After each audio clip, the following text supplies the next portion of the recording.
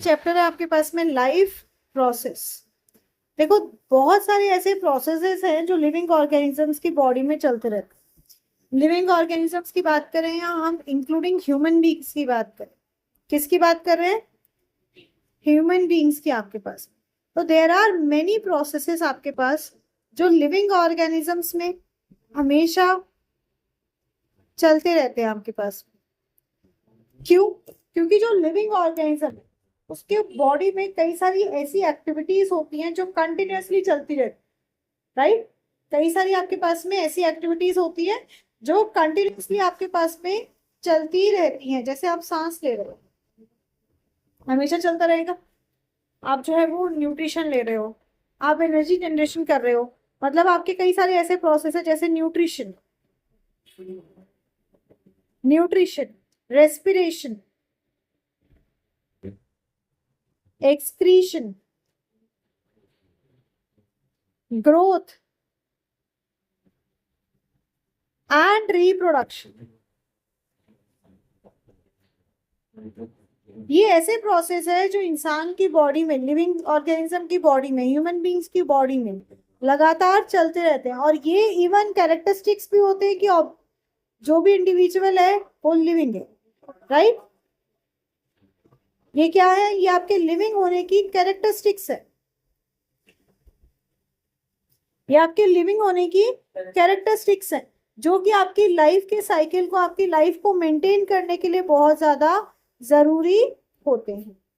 तो इनके जितने भी मेंटेनेंस फंक्शंस होते हैं उन्हें कहते हैं हम लाइफ प्रोसेस। क्या कहते हैं? Life process. मतलब लाइफ को सस्टेन करने के लिए जितने भी फंक्शंस चाहिए वो है life process. Maintenance function of living organism, maintenance function of living organisms are called life processes।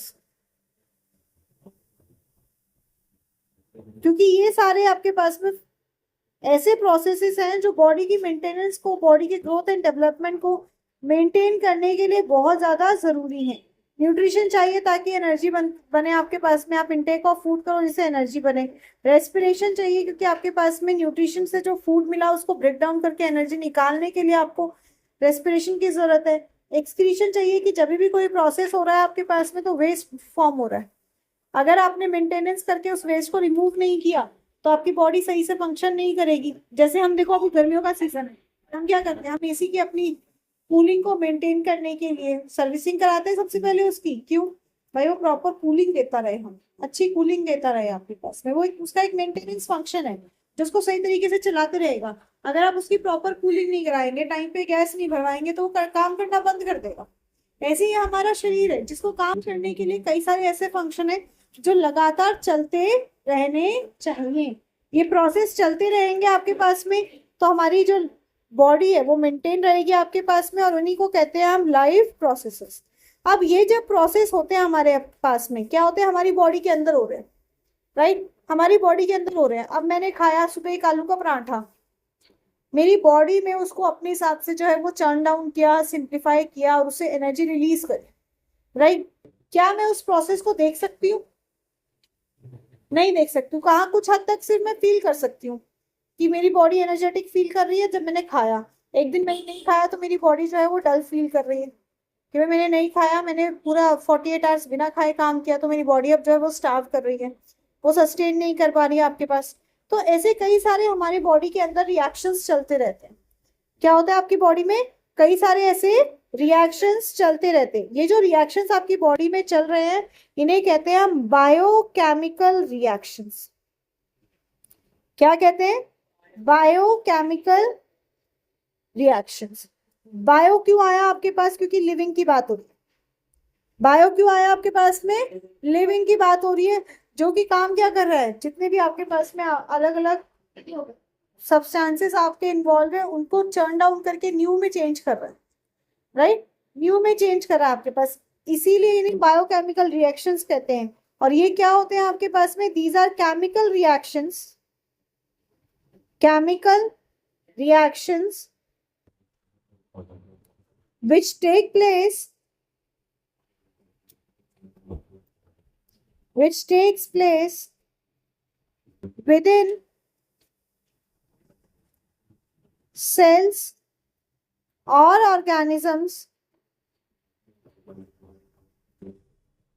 during various vital activities। जब आपकी बॉडी के अंदर इतने अलग अलग एक्टिविटीज चल रहे हैं तब हमारी बॉडी के अंदर कुछ और केमिकल चेंजेस भी हो रहे होते हैं। ये केमिकल चेंजेस आपके पास में आपकी बॉडी में होते हैं। क्यों होते हैं? ताकि बॉडी जो है वो प्रॉपरली फंक्शन कर सके, न्यू सब्सटेंसेस को फॉर्म किया जा सके। इन्हें कहा जाता है बायोकेमिकल रिएक्शंस। क्या कहा जाता है? Biochemical reaction. पर क्या बॉडी के अंदर केमिकल रिएक्शंस ही होते हैं? नहीं, हमारी बॉडी में कुछ फिजिकल रिएक्शंस भी हो रहे हैं आपके पास में, जैसे सेल्स की साइज का चेंज होना, कुछ फिजिकल रिएक्शंस भी हो रहे हैं। तो जितने भी फिजिकल और केमिकल रिएक्शंस हमारे शरीर के अंदर हो रहे हैं इन्हें कहते हैं मेटाबॉलिज्म। क्या कहते हैं? मेटाबॉलिज्म आपके पास में। This is sum total of all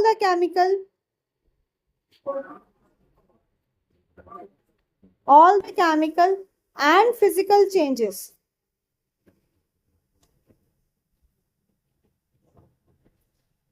constantly taking place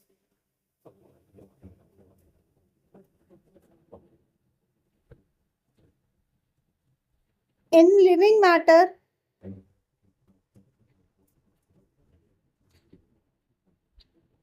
and are necessary for life।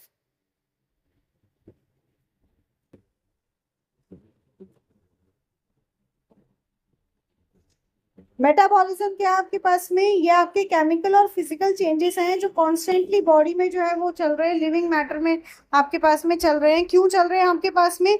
ताकि हमारी बॉडी जो है वो प्रॉपरली फंक्शन कर सके, लाइफ साइकिल जो आपकी है वो चलती रह सके। इन्हें कहते हैं क्या? मेटाबॉलिज्म। क्या कहते हैं आपके पास में?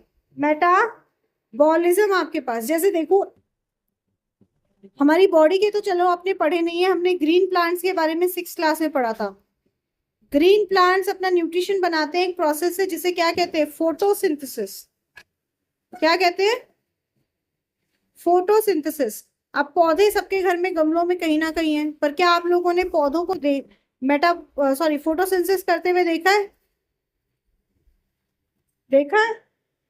नहीं देखा ना आपके पास में। अब होता क्या है आपके पास में कि जो आपके जो पौधे हैं उनकी जो ग्रीन लीफ है, इस ग्रीन लीफ में एक पिगमेंट प्रेजेंट होता है जिसे कहते हैं क्लोरोफिल। क्या कहते हैं? क्लोरोफिल। सो इस क्लोरोफिल के अंदर with the presence of carbon dioxide and water,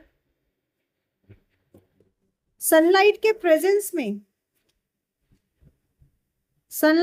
presence में इसका ब्रेकडाउन होता है जिससे बनाया जाता है आपके पास में क्या? फूड, जो कि ग्लूकोज के फॉर्म में होता है। राइट? किसके फॉर्म में होता है? ग्लूकोज के फॉर्म में होता है। अब इसको फॉर्म करने के लिए जो कार्बन डाइऑक्साइड और वाटर है आपके पास में, इनमें कुछ केमिकल और फिजिकल चेंज हुए जिससे कि उन्होंने क्या बनाया? ग्लूकोज बनाया और साथ में ऑक्सीजन को रिलीज किया। कुछ नए कंपाउंड बने, कुछ नए बॉन्ड बने, कुछ पुराने बॉन्ड टूटे। राइट? तो इसमें जो आपके पास ये कार्बन डाइऑक्साइड और वाटर है इन्हें कहते हैं हम मेटाबोलेट। क्या कहेंगे? मेटाबोलेट या मेटाबोलाइट। सो मेटाबोलाइट्स क्या है? ये वो सब्सटेंसेस हैं जो किसी मेटाबॉलिज्म में पार्टिसिपेट करते हैं। मेटाबोलाइट क्या है आपके पास में? ये वो सब्सटेंसेस हैं जो किसी मेटाबॉलिज्म में पार्टिसिपेट करते हैं। समझ में आई बात?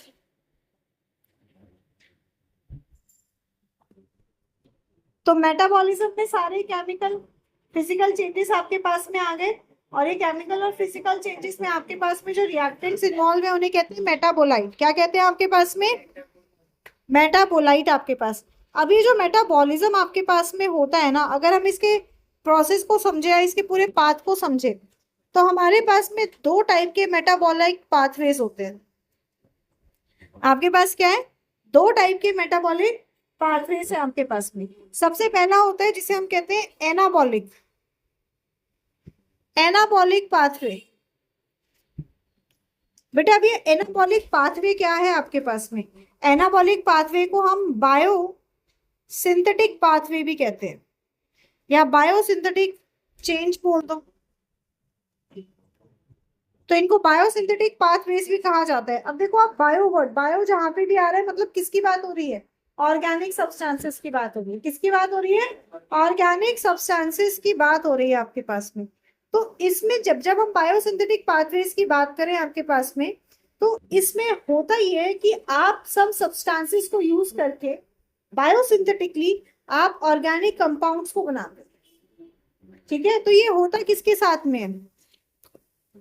This is biosynthesis of organic compounds. Biosynthesis of organic substance या organic compounds आपके पास आई बात समझ में? जैसे जो आपका रिजल्टेंट मिले वो एक ऑर्गेनिक कंपाउंड मिलना चाहिए। जैसे एग्जांपल लो, फोटोसिंथेसिस हुआ, फोटोसिंथेसिस में आपको क्या मिला? ग्लूकोज मिला, राइट? फोटोसिंथेसिस में क्या हुआ आपके पास में? ग्लूकोज मिला आपके पास में। ग्लूकोज आपके पास एक कॉम्प्लेक्स ऑर्गेनिक कंपाउंड है। ग्लूकोज आपके पास एक कॉम्प्लेक्स ऑर्गेनिक कंपाउंड है आपके पास में, जो कि सिंपलर वन से बना है। हमने CO2 और वाटर को in presence of sunlight and chlorophyll convert किया किसमें? C6H12O6 ग्लूकोज में, और साथ में ऑक्सीजन गैस रिलीज हुई। This C6H12O6 is a complex organic compound. ये क्या है आपके पास? एक कॉम्प्लेक्स ऑर्गेनिक कंपाउंड है आपके पास में, जो कि बना किससे? CO2 और H2O। और CO2 H2O क्या है? Simple organic compounds. ये क्या है आपके पास में? या simple organic substances, simple organic compounds, जिससे कि हमारे पास में फॉर्म हुआ है, राइट? तो बायोसिंथेटिक पाथवेज या एनाबॉलिक पाथवेज में क्या होता है कि हम ऑर्गेनिक कंपाउंड्स को सिंथेसाइज करते हैं बायोलॉजिकल वे से, जिसमें कि एक कॉम्प्लेक्स सब्सटेंस मिलता है। तो दूसरा पॉइंट आपके पास इसका क्या आ गया? That complex substances are synthesized, complex substances are synthesized by simpler ones. Simple carbon dioxide और H2O कंबाइन हुए, जिनके बीच में आपके पास एक सिंगल बॉन्ड डबल बॉन्ड है आपके पास, और हमें मिला C6H12O6। एक कॉम्प्लेक्स ऑर्गेनिक सब्सटेंस आपके पास में फॉर्म हो गया। इसे कहते हैं हम एनाबॉलिक पाथवे। क्या कहते हैं हम? Anabolic pathway. नेक्स्ट आ जाओ, आपके पास दूसरा जो मेटाबॉलिक पाथवे है वो आपके पास होता है कैटाबॉलिक पाथवे। क्या होता है आपके पास में? Catabolic pathway. बेटा इधर समझने में ध्यान दो, अभी उधर नहीं। अब ये उसका उल्टा होता है, एनाबॉलिक का उल्टा। ठीक है, ये क्या होता है? एनाबॉलिक का उल्टा आपके पास में। कैसे? उसमें क्या था आपके पास कि कॉम्प्लेक्स सब्सटेंस बना था। इसमें क्या होगा? कॉम्प्लेक्स सब्सटेंस टूटेगा, डिस्ट्रॉय होगा। इसमें क्या होगा आपके पास में? कॉम्प्लेक्स सब्सटेंस टूटेगा आपके पास में, डिस्ट्रॉय होगा। एग्जाम्पल से समझो और एग्जाम्पल से याद रखो इन्हें। तो इसमें होता क्या है आपके पास में कैटाबॉलिक पाथवे में? इसे कहते हैं कैटाबॉलिज्म। क्या कहते हैं? कैटाबॉलिज्म। इनमें हमारे पास में कैटाबॉलिज्म होता है। और इस कैटाबॉलिज्म में क्या होता है आपके पास में कि आपने जो है वो ऑलरेडी जो सब्सटेंस बनाया है, ऑलरेडी जो आपके पास में सब्सटेंस बनाया है, वो सब्सटेंस जो है वो ब्रेक डाउन होगा, डिस्ट्रॉय होगा। दैट मीन्स इसमें क्या होता है आपके पास में? Breakdown, breakdown of complex organic substance. इसमें क्या होगा आपके पास? Breakdown of complex organic substance into simpler ones. जो कॉम्प्लेक्स ऑर्गेनिक सब्सटेंस हैं वो सिंपलर में कन्वर्ट होते हैं। जैसे एग्जाम्पल से समझिए, रेस्पिरेशन। एग्जाम्पल क्या है आपके पास में? रेस्पिरेशन। अगर पूरा भी याद नहीं तो थोड़ा सा समझो, जो हमारे बॉडी के अंदर रेस्पिरेशन होता है, इसमें क्या होता है? ग्लूकोज ऑक्सीजन के प्रेजेंस में एनर्जी मॉलिक्यूल्स में ब्रेक डाउन होता है, और साथ में क्या रिलीज होती है आपके पास में? CO2। है ना? तो जो आपके पास ग्लूकोज एक कॉम्प्लेक्स सब्सटेंस था, वो किस में ब्रेक डाउन हो गया? सिंपलर में आपके पास में ब्रेक डाउन हो गया, राइट? अब अगर ब्रेक डाउन हो रहा है तो ये प्रोसेस एक्सोथर्मिक है या एंडोथर्मिक है? जब ब्रेक डाउन हो रहा है आपके पास में तो एनर्जी रिलीज हो रही है, तो ये प्रोसेस एक्सोथर्मिक है आपके पास में। कैसा प्रोसेस होता है? तो कैटाबॉलिज्म क्या है? Catabolism is exothermic in nature. Catabolism is exothermic in nature आपके पास में। वहीं पे अगर हम एनाबॉलिज्म की बात करें तो एनाबॉलिज्म क्या होगा? एंडोथर्मिक। क्योंकि इसमें क्या होगा आपके पास में? देखो सनलाइट क्या है? सनलाइट एक तरह की हीट एनर्जी है। इन प्रेजेंस ऑफ सनलाइट हो रहा है तो हीट एब्सॉर्ब हो रही है आपके पास में, एनर्जी इज टेकन इनसाइड। तो ये क्या होता है आपके पास में? एंडोथर्मिक। तो याद रखिए, एनाबॉलिज्म आपके पास में एंडोथर्मिक होते हैं और कैटाबॉलिज्म आपके पास में एक्सोथर्मिक रिएक्शंस होते हैं। याद रहेगी? पक्का? करेक्शन करो उनका।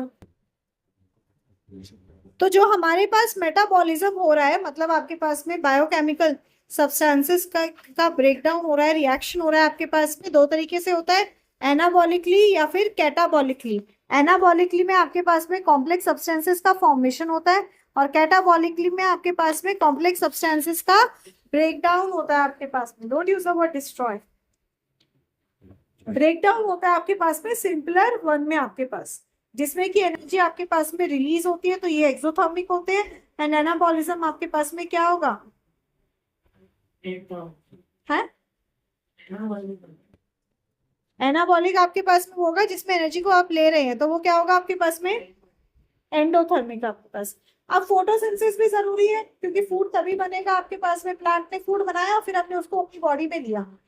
सिर्फ फूड का लेना जरूरी नहीं है, उसका एनर्जी में फॉर्मेशन होना भी जरूरी है आपके पास, दैट इज रेस्पिरेशन भी जरूरी है, उसके साथ ही वेस्ट का रिलीज भी होना जरूरी है आपके पास। तो ये जितने भी बेसिक फंक्शंस है जो लिविंग ऑर्गेनिज्म आपके पास में परफॉर्म करते हैं, क्या करते हैं? परफॉर्म करते हैं आपके पास में। द बेसिक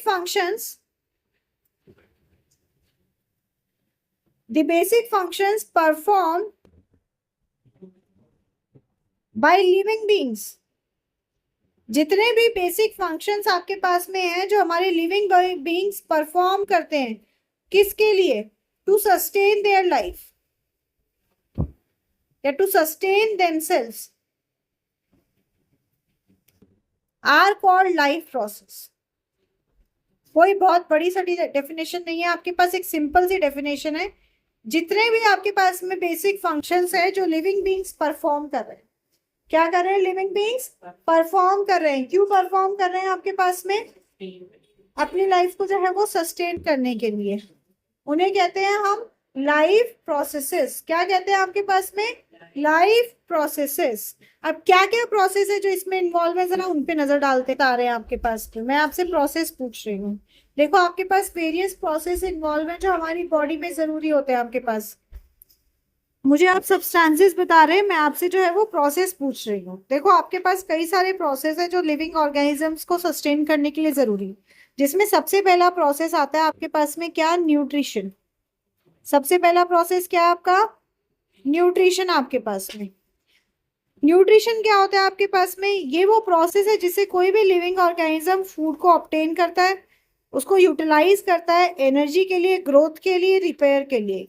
किसके लिए? एनर्जी के लिए, ग्रोथ के लिए, रिपेयर के लिए आपके पास में। कि हमारी बॉडी को सभी फंक्शंस को परफॉर्म करने के लिए एनर्जी चाहिए, बॉडी को जो है वो ग्रोथ करना है आपके पास में। साथ ही अगर कोई भी आपके पास में वॉर्न आउट टिश्यूज है या वॉर्न आउट सेल्स हैं, उनको जो है वो रिमूव करना, रिपेयर करने का काम भी करना, जिसके लिए हमें क्या चाहिए? न्यूट्रिशन चाहिए। जैसे कि जो प्लांट्स है आपके पास, वो अपने आप से अपना खुद का खाना बनाते हैं बाय फोटोसिंथेसिस। क्या करते हैं? बाय फोटोसिंथेसिस खुद से अपना खाना बताते हैं, पर हम ह्यूमन बींग्स खुद से अपना खाना नहीं बनाते, हम दूसरों से एक्वायर करते हैं, राइट। तो those are modes of nutrition जिनके बारे में हम अभी आगे करेंगे। नेक्स्ट प्रोसेस होता है आपके पास में रेस्पिरेशन। क्या होता है आपके पास में? रेस्पिरेशन। रेस्पिरेशन में क्या होता है आपके पास में कि जो आपके पास रेस्पिरेटरी सबस्ट्रेट्स होते हैं, आपके पास क्या होते हैं? Respiratory substrates. सबस्ट्रेट्स क्या होता है आपके पास? आपने फूड को इनटेक किया, जो आपके पास ग्लूकोज मॉलिक्यूल है उसका ब्रेकडाउन होना जरूरी है। कैसे? By oxidation. कैसे? बाय ऑक्सीडेशन आपके पास में। तो रेस्पिरेशन में एक और प्रोसेस इन्वॉल्व हो गया आपके पास, ऑक्सीडेशन। फर्स्ट चैप्टर में पढ़ा था आपके पास, एडिशन ऑफ ऑक्सीजन आपके पास में, राइट। तो इसमें क्या होता है आपके पास? ब्रेकडाउन ऑफ फूड होता है by oxidation to release energy. आपके पास क्या होता है? आपके पास ब्रेकडाउन ऑफ फूड होता है आपके पास। कैसे? बाय द प्रोसेस ऑफ, हाँ जी, जिससे कि आपके पास में एनर्जी रिलीज हो। कैसे फॉर्म में? यूजेबल फॉर्म में, जिसको आप यूज कर सको। अगेन वेरी इंपॉर्टेंट टॉपिक जो हमें अभी आगे करना है। ह्यूमन बींग्स जब रेस्पिरेशन करते हैं तब वो ऑक्सीजन को यूज कर रहे हैं, ब्रीदिंग कर रहे हैं, एंड कार्बन डाइऑक्साइड को रिलीज कर रहे हैं आपके पास में। So breathing is a part of respiration, right. Breathing is a part of respiration. 90% क्या सोचते हो? रेस्पिरेशन और ब्रीदिंग एक ही चीज है। नहीं, ब्रीदिंग में क्या है आपके पास में? You take in oxygen, you release out carbon dioxide, that's breathe in and breathe out आपके पास। पर जब ऑक्सीजन बॉडी के अंदर अंदर गई तो बॉडी के अंदर, सेल्स के अंदर जो उसने काम किया कि जो भी आपके पास एब्जॉर्ब फूड था, ग्लूकोज मॉलिक्यूल था जो आपके ब्लड में प्रेजेंट था, उसको ब्रेक डाउन किया और उससे एटीपी फॉर्म में एनर्जी को रिलीज कराया, दैट इज रेस्पिरेशन। समझ में आ रही है बात? उसे कहते हैं हम respiration. So breathing it is a part of respiration. Respiration is a huge long process और उसका एक छोटा सा हिस्सा है आपके पास में ब्रीदिंग। नेक्स्ट आता है आपके पास में ट्रांसपोर्टेशन। अब क्या हुआ आपके पास? हमने खाना खाया मुंह से, हमने खाना खाया मुंह से, वो घूम घाम के गया टमी में उसका जो है वो ब्रेक डाउन हुआ आपके पास में। पर एनर्जी तो पैर को भी चाहिए, एनर्जी तो हाथ को भी चाहिए, एनर्जी तो बॉडी के हर एक पार्ट को चाहिए। तो उस तक एनर्जी को पहुंचाएं कैसे? That's transportation. आ रही बात समझ में? उसे कहते हैं ट्रांसपोर्टेशन। तो ट्रांसपोर्टेशन में क्या होता है आपके पास में कि जितने भी सब्सटेंसेस हैं लाइक फूड, ऑक्सीजन और वेस्ट हमारी बॉडी के अलग अलग पार्ट्स तक पहुंचाया जाता है या अलग अलग पार्ट से कलेक्ट किया जाता है। जैसे फूड, ऑक्सीजन आप अलग अलग पार्ट तक पहुंचाएंगे, पर वेस्ट आप कहीं से पहुंचाएंगे नहीं। आप क्या करेंगे? उसको एब्जॉर्ब करेंगे, उसको सिंथेसाइज करेंगे और दूसरे पार्ट कहाँ पे, जहां से वेस्ट को रिमूव किया जा सके, आप वहां पे उसको पहुंचाएंगे। तो ट्रांसपोर्टेशन में क्या होता है आपके पास में? इसमें या तो सब्सटेंसेस एब्जॉर्ब किए जाएंगे, इधर सब्सटेंसेस आर एब्जॉर्ब और substances are synthesized from one part and taken to the other part. एक में हुआ आपके पास और उसको दूसरे पार्ट तक पहुंचाया जाता है। जैसे हमने ब्लड सर्कुलेशन के बारे में थोड़ा पहले भी पढ़ा हुआ है कि ब्लड क्या करता है? ऑक्सीजन को ट्रांसपोर्ट करता है और बॉडी के में जो न्यूट्रिएंट्स प्रेजेंट है उनको ट्रांसपोर्ट करता है बॉडी के अलग अलग पार्ट्स तक, राइट। तो that is your transportation. Excretion, अभी आपको बताया जब भी आपके पास में कोई भी सब्सटेंस, कोई भी प्रोसेस हो रहा है, then there will be a generation of waste, toxic substances। तो इस प्रोसेस में क्या होता है? जो आपके पास हार्मफुल वेस्ट है, टॉक्सिक सब्सटेंस है जो हमारी बॉडी के अंदर फॉर्म हुआ है, उसको हम एक्सक्रीशन के थ्रू रिमूव करते हैं। क्या करेंगे? उसको हम एक्सक्रीशन के थ्रू रिमूव करेंगे। आपके पास में हमारी बॉडी में एक्सक्रीशन का काम करती है kidneys.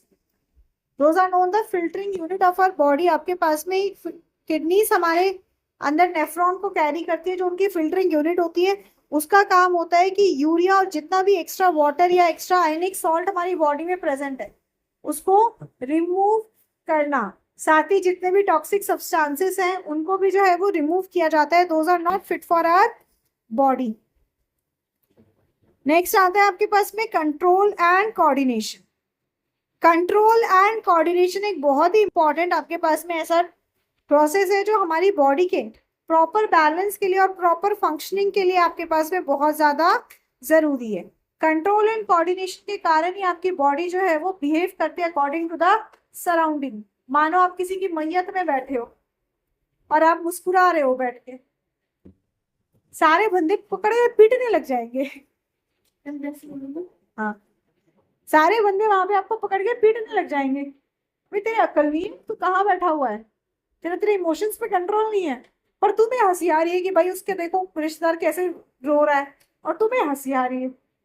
So you are not having a proper good control on your emotions, on your actions. Your mind is not coordinating accordingly with your emotions, right? That's control and coordination. सबको मुस्कुराहट आ रही है। इससे best example नहीं समझ में आया, ये भी हो सकता है पीटीएम में। पीटीएम में या तो मान लो तुम्हारे एकदम मस्त नंबर आए हुए हैं, तुम धुरंधर हो भाई, और माँ बाप बड़े खुश हैं, माँ बाप बड़े खुश हैं, अच्छी बात है। पर by bad luck, I bad luck, तुम्हारे बहुत ही बेकार नंबर आए हैं। बैड का भी बैड लग गया तुम्हारा, तुम्हारे बहुत ही बेकार नंबर आए हैं। पर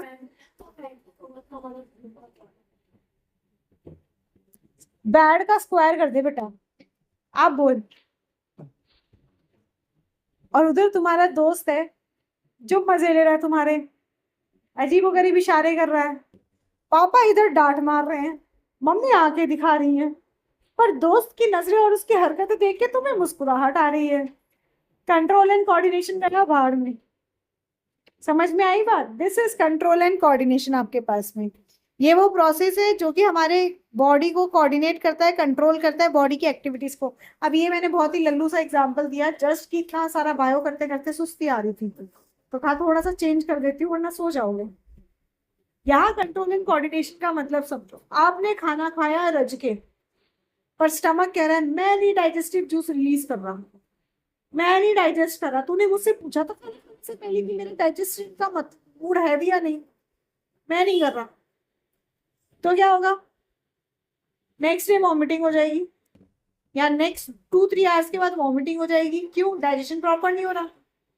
that means coordination of your organs is not good. Yes और नो? ऐसे हमारा ब्रेन क्या कंट्रोल का काम करता है, कमांड देता है सबको, मुखिया है वो हमारे शरीर का। स्टमक ने कहा मैं नहीं डाइजेशन कर रहा भाई, बोर हो गया, ये हर 2-2 घंटे में कुछ कुछ खाता रहता है, कभी पिज्जा आया, कभी मोमो आया, कुछ कुछ आया ही जा रहा है, बस रहने दो, उसको रोकना होगा, मैं नहीं कर रहा डाइजेशन। ब्रेन ने कहा चुप कर, इतनी वैरायटी खाने को मिल रही है, चुपचाप खा ले, फटाफट डाइजेशन कर, आइसक्रीम को आने दे। तो आने दे, जिसको लेना है उसको ले लो। तो दैट इज कंट्रोल। समझ रहे हैं?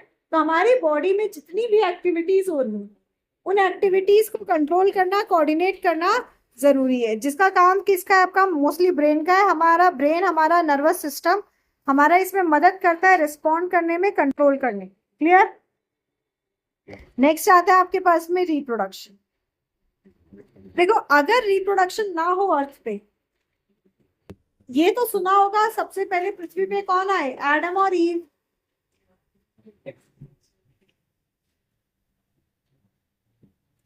पृथ्वी पे सबसे पहले कौन आए? एडम और ईव।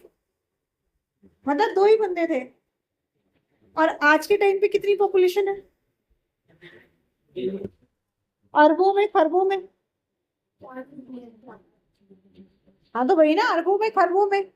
अगर एडम और ईव के पास रिप्रोडक्शन का होता ही नहीं क्षमता, तो क्या जादू से बच्चा पैदा कर देते? या जैसे महाभारत में होता था, सूर्य भगवान से प्रार्थना करी और उन्होंने कर्ण को दे दिया, ऐसा हो जाता? नहीं ना, ये तो रिप्रोडक्शन के कारण हो रहा है। तो रिप्रोडक्शन के कारण एग्जिस्टिंग ऑर्गेनिज्म न्यू ऑर्गेनिज्म को बर्थ दे सकता है, right? That is life cycle आपके पास में चलती रहती है। और ये सारे कहलाते हैं आपके लाइफ प्रोसेस। क्या कहलाते हैं आपके पास में? लाइफ प्रोसेस आपके पास। समझ में आई बात? जो कि हमारे ग्रोथ एंड डेवलपमेंट के लिए बहुत ज्यादा जरूरी होते हैं। ये सभी प्रोसेस साथ में मिलके हमारे रिप्रोडक्शन के सॉरी हमारी जो लाइफ साइकिल है आपके पास में, लिविंग ऑर्गेनिज्म की सस्टेनेंस साइकिल है, इस सस्टेनेंस साइकिल को फुलफिल करते। क्लियर? चलो बात करते हैं न्यूट्रिशन की। ज्यादा नहीं है, उस न्यूट्रिशन तक का ही पढ़ाऊंगी। तो हम पहले टॉपिक का करते हैं न्यूट्रिशन। इस चैप्टर में हम एक्सक्रीशन तक का करेंगे, हम रिप्रोडक्शन नहीं करेंगे।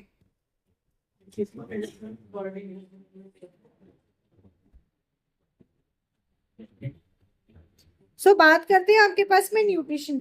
What is nutrition? न्यूट्रिशन एक ऐसा प्रोसेस है जिसमें कि आप न्यूट्रिएंट को लोगे भी और आप उसको यूटिलाइज भी करोगे। Intake as well as utilization of nutrient nutrients by an organism. भाई आप न्यूट्रिशन को ले भी रहे हो और आप उसको जो है वो यूटिलाइज भी कर रहे हो। मतलब इसमें होता क्या है? इसमें होता ये है कि आपने जो है वो न्यूट्रिएंट को लिया और उन न्यूट्रिएंट को फिर सिंपलर कंपोनेंट्स में आपने ब्रेक डाउन किया जिससे कि आप उसको यूजेबल फॉर्म में कन्वर्ट कर सको। So this is a process of breakdown of nutrients into smaller molecules and their absorption। आपने उनको स्मॉलर फॉर्म में जो है वो कन्वर्ट किया ऐसे फॉर्म में जिसको कि आपकी बॉडी जो है वो इजीली एब्जॉर्ब कर सके, यूटिलाइज कर सके। ठीक है, this is known as nutrition आपके पास में। So food is not nutrition, taking enough food is nutrition आपके पास। आपसे टीचर पूछे बेटा व्हाट इज न्यूट्रिशन, आप कहोगे food. No, absolutely wrong। Taking enough food or any nutrient substance and then utilizing it by breaking down into small simpler substance। समझ में आ रही है बात? आपने स्मॉल सिंपलर सब्सटेंसेस में जो है वो उसको ब्रेक डाउन किया। तो हमें न्यूट्रिशन कौन देता है? हमें न्यूट्रिशन मिलता है फूड से। किससे मिलता है? फूड से। फूड हमें दो चीजें प्रोवाइड करता है, पहली चीज न्यूट्रिशन और दूसरी चीज एनर्जी। Very good. फूड हमें दो चीज प्रोवाइड करता है, क्या? Food and nutrition and energy आपके पास में। कैसे? क्योंकि इसके पास में अलग अलग न्यूट्रिएंट्स प्रेजेंट होते हैं। क्या प्रेजेंट है आपके पास में? यस, क्योंकि इसके पास अलग अलग, किसके पास? फूड के पास हमारे पास अलग अलग न्यूट्रिएंट प्रेजेंट होते हैं। ये जो डिफरेंट न्यूट्रिएंट्स हैं आपके पास में, ये डिफरेंट न्यूट्रिएंट्स हमारी अलग अलग नीड को सेटिस्फाई करने के लिए जरूरी होते हैं। जैसे आपकी आंखें कमजोर हुई, टीचर ने कहा या स्कूल डॉक्टर ने बोला बेटा विटामिन ए रिच कंपोनेंट को ले देना बेटा, उठा राइट। क्या कहा? विटामिन ए रिच कंपोनेंट्स को ले। हड्डियां कमजोर हो गई, जल्दी जल्दी जो है वो आपके बोझ पड़ जाती है, क्रैम्प आने लग जा रहे हैं आपके पास में। आयरन का खाओ सब्सटेंस, कैल्शियम रिच सब्सटेंस खाओ, राइट। क्यों? क्योंकि हर एक सब्सटेंस एक एक नीड को, एक एक जरूरत को सेटिस्फाई करने के लिए जरूरी है। समझ में आ रही है बात? तो उसी हिसाब से हमें अपने न्यूट्रिएंट्स का कंजम्पशन करना चाहिए।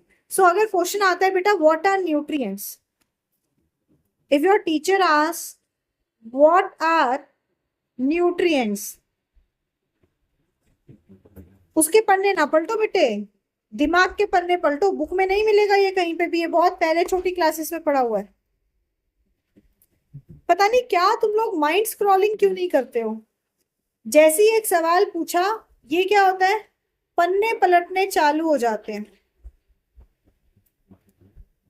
Just scroll your mind and tell me what are nutrients. CBSE को एक सिस्टम रखना चाहिए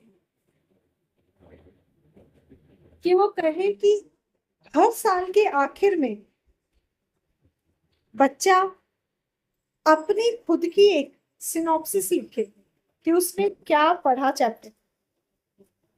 मजा तब आएगा, तब हर बच्चा रो धो के भी थोड़ा बहुत पढ़ ही लेगा।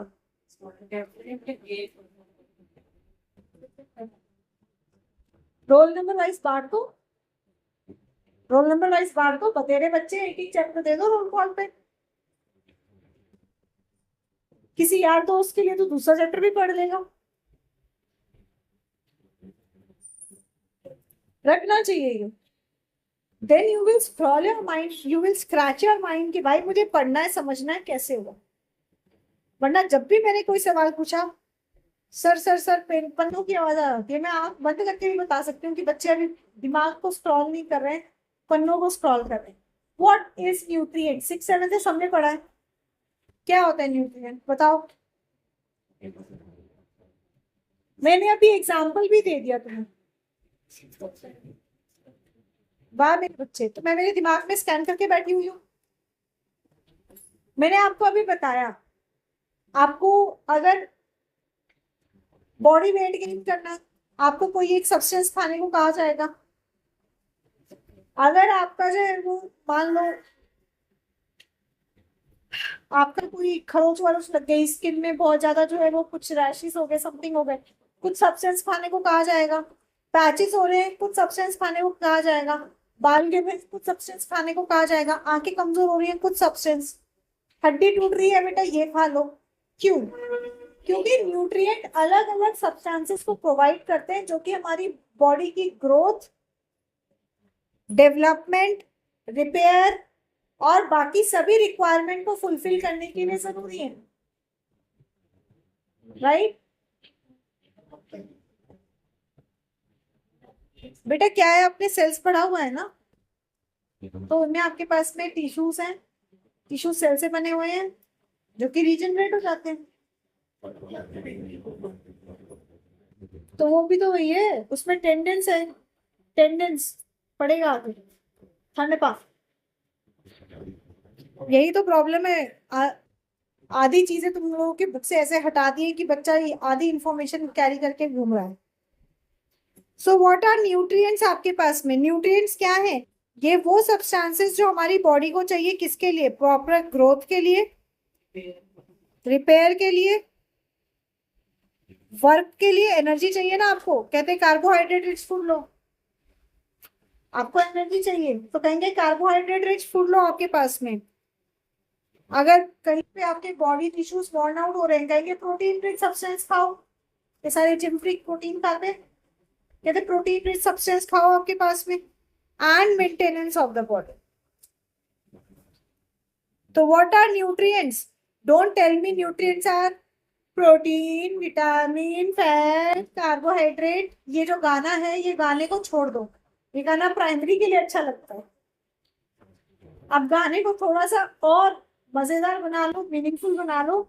These are those substances which provide us growth, repair, work and maintenance। ये चार हमारे पिलर्स हैं जिनके लिए हमें जो है वो न्यूट्रिएंट्स की जरूरत होती है। और आपके अलग अलग टाइप्स ऑफ न्यूट्रिएंट क्या है? अब गाना गाओ।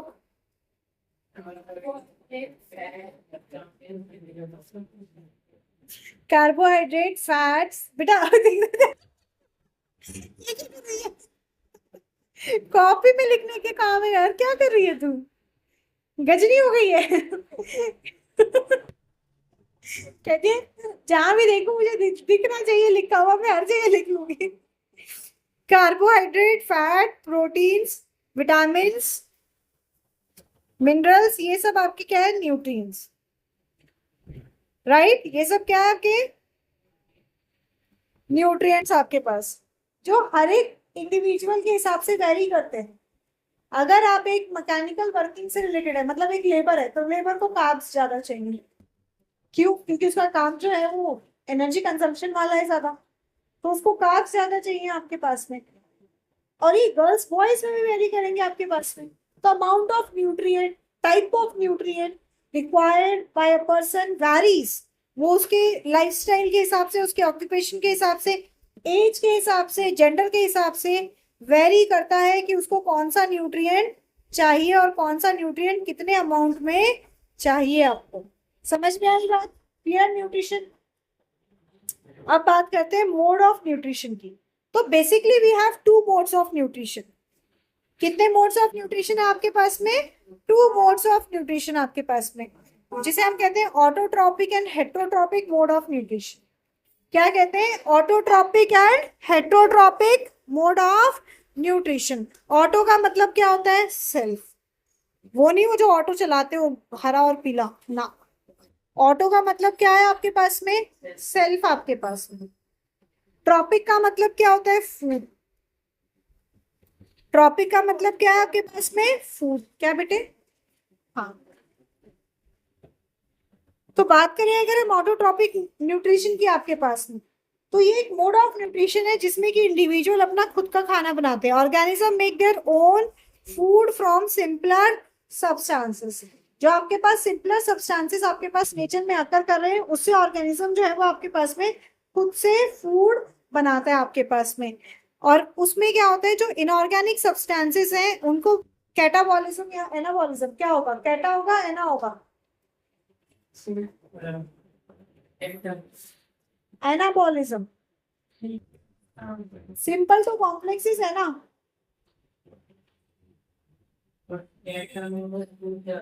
हाँ जी। तो इसमें क्या होता है आपके पास में, simple inorganic molecules like CO2 and H2O are converted into organic molecules.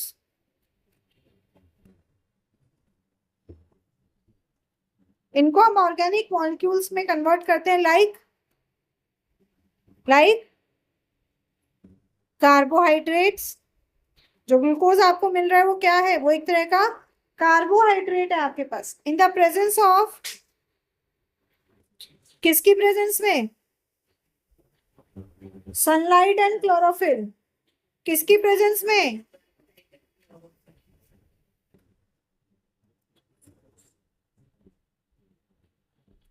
ठीक है, this is your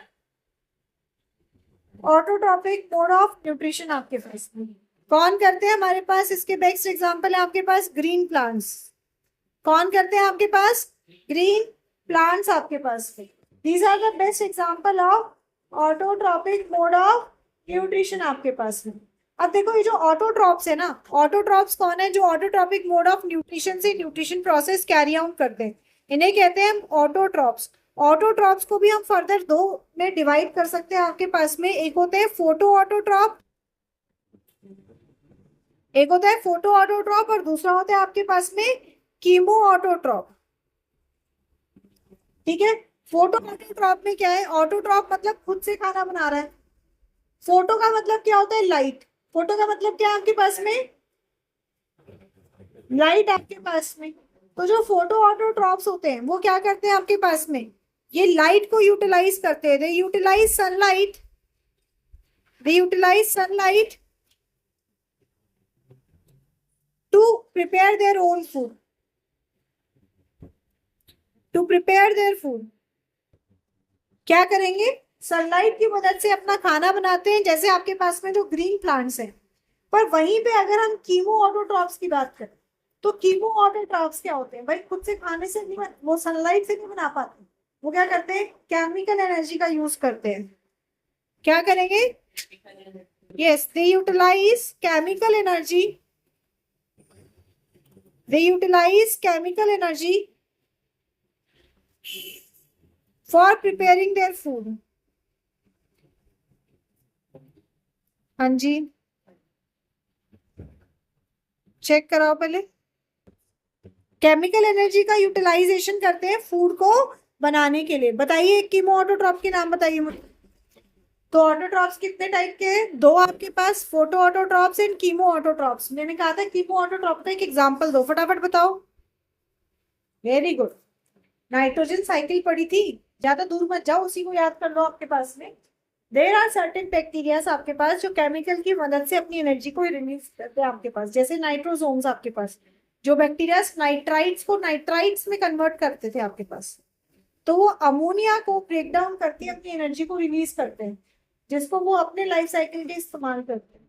so those are chemoautotrophs आपके पास में। क्या है आपके पास? Chemo autotrophs. अब ये कहो कि दीदी बुक में इतना सब कुछ है नहीं, आप बता रहे हो, तो बेटा अपने बड़े भैया दीदियों से पूछ लीजिए। एनसीईआरटी सिर्फ एक गाइडलाइन है, आता इससे बहुत ज्यादा है ना। This is just a guideline, a blueprint. तो उस ब्लूप्रिंट के आसपास जितना है वो हम सब कराते हैं, क्योंकि उससे आता बहुत कुछ है। ओके, फर्स्ट मोड हो गया। अब सेकेंड मोड को समझो। सेकेंड मोड क्या है आपके पास में? Heterotrophic mode of nutrition. क्या है आपका?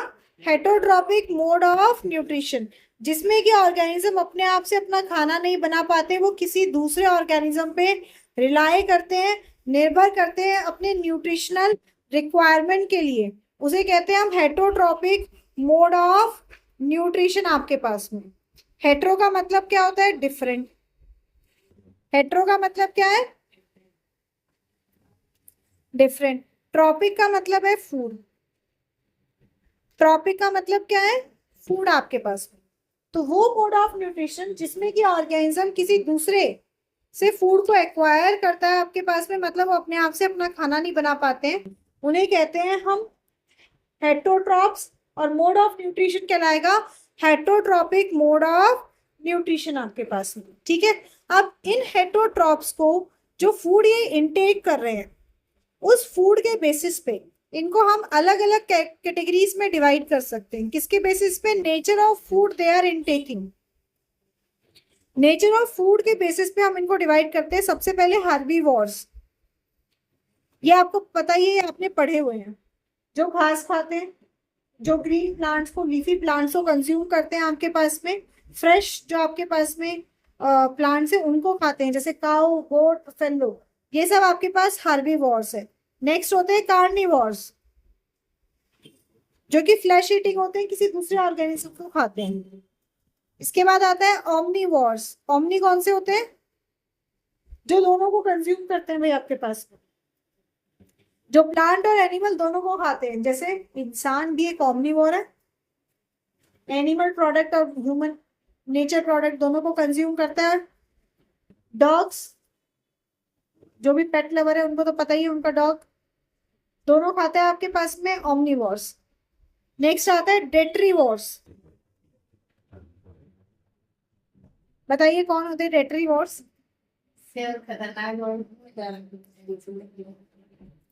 डेट्रीवोर्स कौन से होते हैं? जो डेड एंड डिकेइंग ऑर्गेनिज्म पे फीड करते हैं। तो बोल देती ना। डेट्रीवोर्स कौन से हैं? जो डेड एंड डिकेइंग ऑर्गेनिज्म पे फीड करते हैं। जैसे अर्थवॉर्म, अर्थवॉर्म को हम फार्मर्स फ्रेंड कहते हैं आपके पास, राइट? क्या कहते हैं? Farmers friend. सबसे अच्छा डेट्रीवोर का एग्जांपल है आपके पास में, क्योंकि ये डेड एंड डिकेइंग मैटर पे डिपेंड करते हैं। इसमें ज्यादा नहीं पढ़ना इनके बारे में, बस आपको ये पता होना चाहिए कि ये कौन सी कैटेगरी में आता है। नेक्स्ट आता है सेंग्यूवोर्स। हाँ हाँ, बस इसके साथ खत्म कर रही हूँ आज का। सेंग्यूवोर्स कौन होते हैं बेटा? सेंग्यूवोर्स जो कि ब्लड पे फीड करते हैं, मतलब एक, हाँ सबसे फ्रेश तू ही है ना, तुझसे ही पूछूंगी ना फिर। जो कि ब्लड पे फीड करते हैं, मतलब ऑर्गेनिज्म का खून चूसते हैं। हाँ, साथ ही वो जो लीच भी होती है, जुए, वो जो लीच होती है जो चिपक जाती है, जो मच्छर भी, सारे मच्छर नहीं आते इसमें, सिर्फ फीमेल मस्किटो, ये याद रखना। असर्शन रीजन में आ सकता है आपके पास ये क्वेश्चन, तो ये याद रखना, ओनली फीमेल मस्किटो इज सेंग्यूवोर, बाकी कोई खून नहीं चूसता। बताओ यार, सही में यार, इसीलिए कहते हैं वो वाइफ सारा खून चूस जाती है, क्योंकि सिर्फ फीमेल मच्छर खा खून चूसता है, मेल मच्छर नहीं खून चूसता। भगवान जी क्यों किया तूने ऐसा? Okay next, frugivores. बस तुम मुस्कुरा दियो। फ्रूगिवोर्स कौन होते हैं? जो कि सिर्फ फ्रूट्स पे फीड करते हैं, सिर्फ फ्रूट्स खाते हैं। एग्जाम्पल पैरट, सिर्फ फ्रूट्स खाता है। अब ये मत कहना वो मिर्ची खाता है, तो मिर्ची आपके पास में सब्जी है, वो रॉ खा रहा है, वो फ्रूट है।